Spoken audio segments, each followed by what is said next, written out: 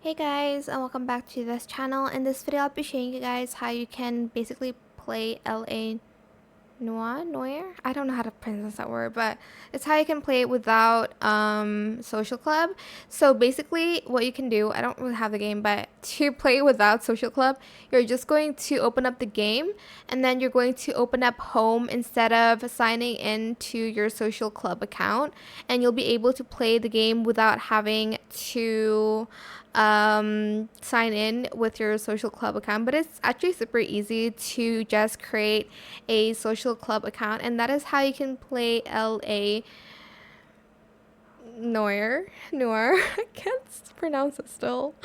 Without social club. But again, it is just easier to play with a social club account so that it can save.